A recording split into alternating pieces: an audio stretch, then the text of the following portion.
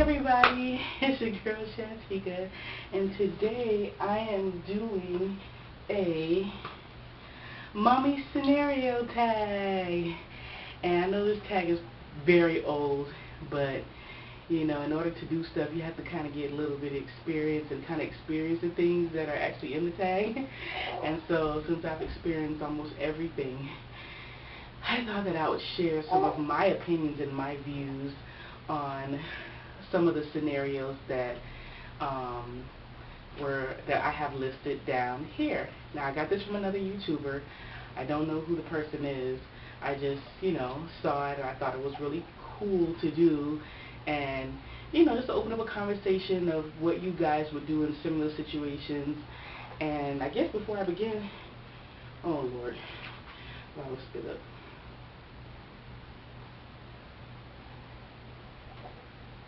I'm getting the hang of this, y'all. I keep forgetting to keep these burp rags on me at all times, but it was a little spit up. It ain't gonna hurt nobody, right? Say hello. Say hi. Say hi. And say hi to the people. Say hi to the people.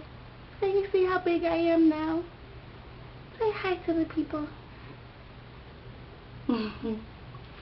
Alright, so let's go ahead and get started. Let me get Violet situated here. What's in your hand? Alright, let me have it. Alright, first things first. If my child refuses to eat what is fixed, do I make an alternative meal or wait them out? Now, Violet's not at the age where she refuses anything because all she does is drink milk. But I was a nanny for 10 years, and I did have a situation where I had made some string beans with a meal, and one of the little girls told me that it was against her religion to eat string beans. And I was like, really? And so I pretty much, if it's other people's kids, I would encourage them to eat it, which I did encourage her to eat the green beans, and she ate them. But for Violet, whenever she gets to that age where she says she doesn't want to eat this and she doesn't want to eat that, well, I guess she'll just experience a little bit of hunger until she wants to eat it, because hungry people are not picky, because we live in a very, very busy, we have a very busy lifestyle. I personally do not have time to make 3 and 4 and 5 different meals so they can taste test and tell me what they want. This is not Denny's, nor is it Burger King. You cannot have it your way. You're not working, and I'm not feeding them anything. And I consider myself a really great cook. I don't consider, I'm not gonna feed them anything that I know for me is uber bitter or like nasty or whatever the case may be. I cook really well. And so kids are kids, and they're, oh, I don't want to eat that, I don't want to eat this, I don't want to eat that. Okay, cool, you don't have to eat it. I'm not going to force you to eat it if you don't want to eat it. So you can go ahead and go to bed, or you can go sit in the couch, do whatever you want to do. But when you get hungry, this is what's available. This is what the kitchen has available. This is the only thing on the menu for today. You're not going to get an alternative. And it's just pretty much teaching them that in life, sometimes you just have to deal with things. You can't have it your way all the time. And so I'm not one of those parents that will just give in and say, okay, well, what would you like to have? Like, we're not doing that. And so if you don't want to eat it, then you don't have to eat it. You just sit there and you watch us eat. And so that goes to this really funny story. My mom, she was making homemade spaghetti, and my nephew, who is 3 and a half, went in the kitchen and told her, Nana, I don't eat that. And she was like, okay, no problem, we'll all eat. So she set the table, everybody sat down to the table, and he sat at the table, and everybody was eating. And so as he sat there watching everybody eat, he was like, can I have some? And after that, she made him a bowl of homemade spaghetti, and he was good to go. He just ate it. Sometimes kids just do things, I guess, to test boundaries, to see what you'll say or how far they can, go with certain things. And so, but in the case of Viola, yes, ma'am. Yes, ma'am. I'm talking about you. I'm talking about you, girl. If you try that, you just gonna have to just deal with it. Cause mommy not making no 2 meals. You laughing now, but you ain't gonna be laughing later. Mommy not making no 2 meals, honey. Mommy not making no 2 meals, no. All right, I'm sorry, y'all. Okay, the next one. So tell me what y'all would do in that situation. Like, would you? I mean, to each his own. I don't judge nobody for what they choose to do with their kids. If you would, you give your children a variety of, you give them a menu, a variety of things that they would like to eat, and you like making multiple meals, then more power to you. Glory to God. Hallelujah. You do you. But in my household, we make one meal, and if you don't want to eat that one meal, you just sit and watch us eat. The second one, and I know all of us have dealt with this, your kid has a meltdown at the store. Do you just get up and leave, or do you finish shopping in a hurry? This happened when Viola was about 8 weeks old, and Viola's going to be 4 months on the 27th of November. Excuse me, y'all. She was about 2 months old, and it was my fault because I waited until her formula was completely done to go to the store to get more. And so I really had no choice but to bring her. And this was before I bought the infant carrier. And so I had to put her in her car seat because, I didn't want her to be out open in the world like that. So she was cool the whole time in the car seat, riding in the shopping cart or whatever. And so I was just like, okay, well, since I got the formula, I'll just pick up a couple of more things. And so she started to get a little antsy and started to get whiny, so I gave her pacifier. And even now, she still hasn't mastered keeping it in her mouth, so it keeps popping out. You have to hold it in her mouth. And so I couldn't do that and push the buggy and put stuff in the basket, and so she started screaming. And we're not talking about no little cute little, we're talking about, I mean, hollering and screaming. I panicked because I'm a first-time mother, and you don't want people to, look at you crazy, and so I was just like, oh my God, it's time to go, let's go. And of course, the line was long, and it's Publix. Like, nobody's in Publix but old people during the day. So I don't really understand why the line was so damn long at noon. But anyway, because it was lunchtime, and if you're from Florida or you have a Publix in your area, they sell subs, and the subs are really popular, like cold cut subs. They're really popular, so I guess that's why the line was long. But it didn't matter. I was like really panicking because she was screaming so loud, and she just gets louder and louder and louder, and then she has this thing where she gets hysterical, and her whole face turns red, and her bottom lip starts to she started, and it was so funny because all of the women in the store were looking at me like they felt so sorry for me. Nobody said anything until I got in the line. But the men were looking at me like, that lady, what's wrong with her? She can't control that kid. And I mean, I was an old little old thing. What could I do? It's not like she's 5 and I could say, you know what, stop. You know what I'm saying? She's too much. There's nothing I could do. And I was panicking. So I made sure while I was in the line, I had all my card and everything ready to go so I can just push it through, swipe, and haul tail. And so the cashier, she was just like, oh, what's wrong with her? Is she hungry? And then this old lady like, you need to feed that baby. And I was just like, shut up. But I was like so panicking to get the heck out of Dodge. I mean, people were staring at me. It was really embarrassing. And so, in that situation, I had no choice. I had to get the items because she had no formula, and I had no breast milk, so she needed food. So I had no choice. But if it was a situation where I didn't really need what I was getting out of the store, I would have just left and just came back another day, or just grabbed it quickly. But that was the most embarrassing situation I've had thus far, being a first-time mother. And so, yeah. What would y'all do? Let me know down below.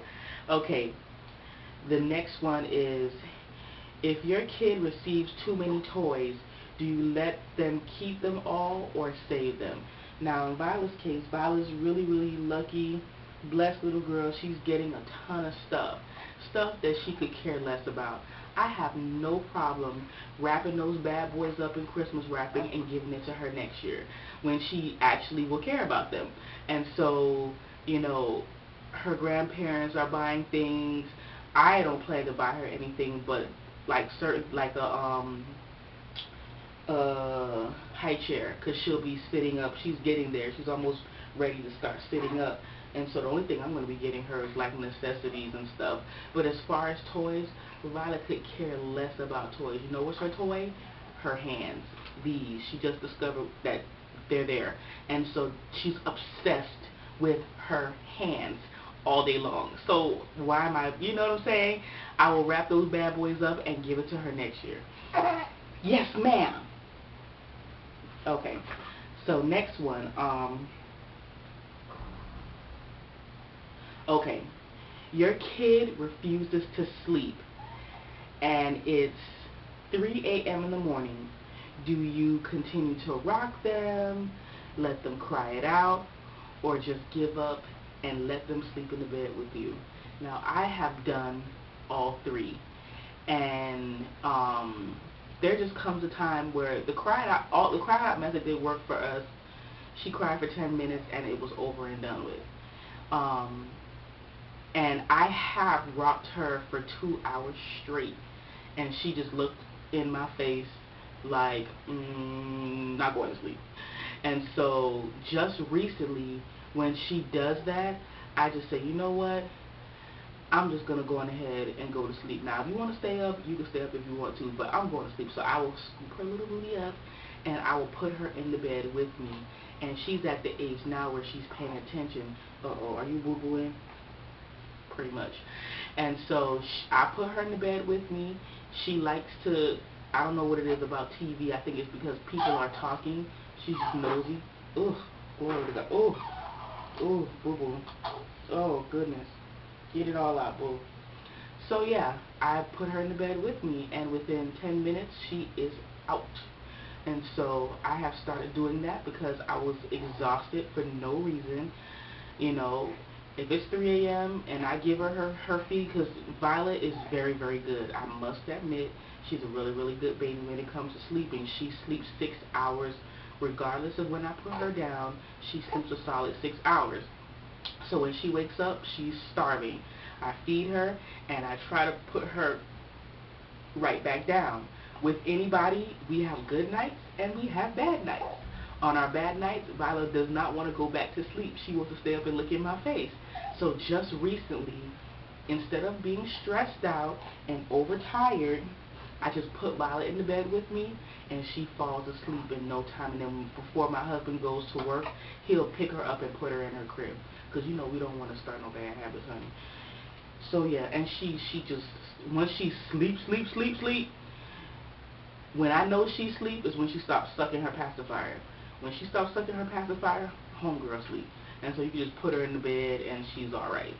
But all that 2-hour rocking stuff, I don't do that no more, because I was just literally exhausted and I was frustrated, because I'm just like, why won't you go to sleep? I don't do that no more. Tell me what y'all do. Alright, next. You have an appointment and no babysitter. Do you reschedule, or do you call and ask if you can bring them? Well, I am a stay-at-home mother, and there's nobody that can keep her during the day because everybody all works, or I just don't feel comfortable letting certain people watch her. And so if I have an appointment that I have to absolutely, positively bring her? Yes. Yes, I do. Mwah. I try to make her laugh so she don't cry. I'll call and I'll be like, listen, I have an infant, I don't have a babysitter, I'm a stay-at-home mother, is it okay if I bring her? And I will make sure Violet is on the up and up. She's fed, changed, and as long as she's fed and changed, I can hold her just like this, and homegirl will go to sleep and she won't bother nobody, you know? So I've learned, you know, don't bring her nowhere hungry, don't bring her no, you know what I'm saying? You do what you have to do so that the outing will be, you know, will be good. So let me know what y'all do.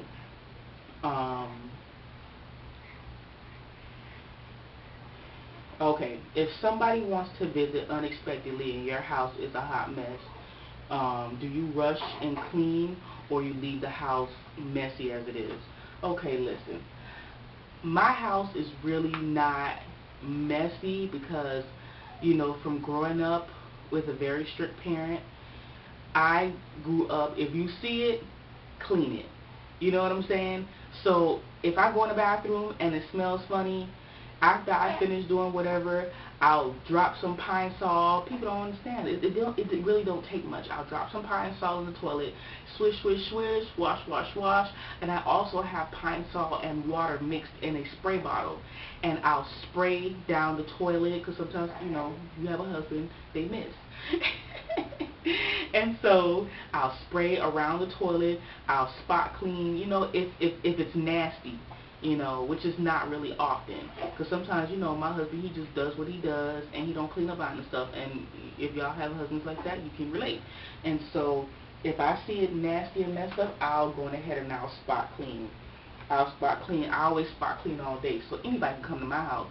The only thing that I'll do is if I know somebody's coming, I'll clean the bathroom. Before I clean anything, I'll clean the bathroom and I'll get rid of the dishes in the sink, which is not much. Because after I eat, I'm just prone to wash stuff after I finish eating, because that's just how I grew up. I grew up really strict. My parents were really strict about that. And so my house is never really like messy or just tore up. And all my room doors they can close. And so if my room is jacked up, I'll just close the door. But as far as the living room, because I don't really have that many visitors, and so, but my cats do sleep on the couches, so I have like sheets, that like old sheets that I put on the sofas, because I don't want cat hair on the sofa. And so I'll take those off and throw them in the bed in the room, you know. And what are you doing, girl? And throw them in the bed. And then I'll, you know, fix up the, you know, just tight, you know, just spot stuff. Not no, I don't do no heavy dude. I'm not gonna pull out the mopping bucket and sweep and mop and dust. No, I ain't doing all that. But I will make sure that the important areas are clean, like the restroom, you know, because you do not, that's embarrassing if somebody come visit your house and your bathroom is like stank-a-dang-dang and messed up and nasty. That ain't cute. So I will clean, you know, or I'll just close the shower curtain, because you ain't taking no shower, you going to use the bathroom. I'll spray the tile with Pine Sol, clean out the toilet, clean around the toilet, and clean the sink, you know, but I will spot clean, you know. Alright, last but not least, oh no, it's not last, I have two more. If you're running late and you only have time to do your makeup or hair, which do you fix? Me, I don't wear makeup because I don't need makeup.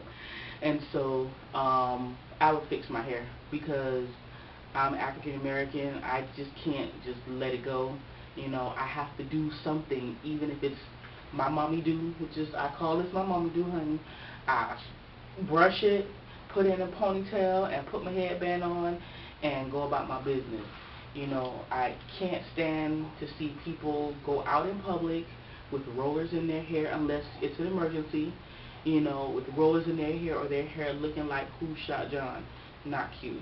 Like, you could have the most perfect makeup, but, I mean, to each his own. I mean, if your hair is always kind of like fixed, you know, or you don't really have to do much to it, then I get it. But me, you know, I'm like, I have to do something to my head. Like, I just can't walk out of the house looking crazy. You know. Baby, good. Good baby. Alright, y'all. This is the last one. If a kid pushes your kid on the playground, do you correct them or find their parents? Well, I've dealt with this situation with other people's kids, and my first thing is that, you know, you have to be very, very careful how you address other people's children. And I've noticed that mostly kids that have issues with hitting other people's children, a lot of times their parents are not even paying a freaking attention. Like, they're on their phone, they're talking, they're away, they never paying attention to what their kids are doing. If I have a kid or I have children on the playground, I'm sitting there and I'm actually supervising every single thing that is going on. And so I can see what's going on. I'm not just completely oblivious, you know. But in my case, if it were Viola, I would immediately, I ain't gonna lie, because y'all know that's just a part of my personality. I would just tell a kid, you keep your hands to yourself. Where's your mother? Boom. You know, I don't think there's anything wrong with doing that. You don't push anybody. And I'll just keep it really simple and just let them know very sternly, you do not push anybody. That's not nice. Where is your mother? And I will go find their parents and let them know your child just pushed my child on the ground, or whatever the case may be now, whatever they want to deal with it, but I'll just let them know. But then I would take my baby away from the situation and, you know, we'll play somewhere else, you know. Especially if you have one of those parents that are just like, kids will be kids, he didn't mean it, blah, blah, blah, or whatever. One of those parents who just think their child is, you know, kids just do that, you know. But you have to teach your children how to behave. You just can't expect them to behave. But anyway, I'm going on a tangent as I always do. So that's it for the mommy tag. Let me know down below what you guys would do in those situations. And I am going to go. Say bye-bye, Lila. Say bye. Say I stink. I went boo-boo. Say I stink. Say bye. Say bye. Say bye. Say bye. Alright, bye, y'all. Peace.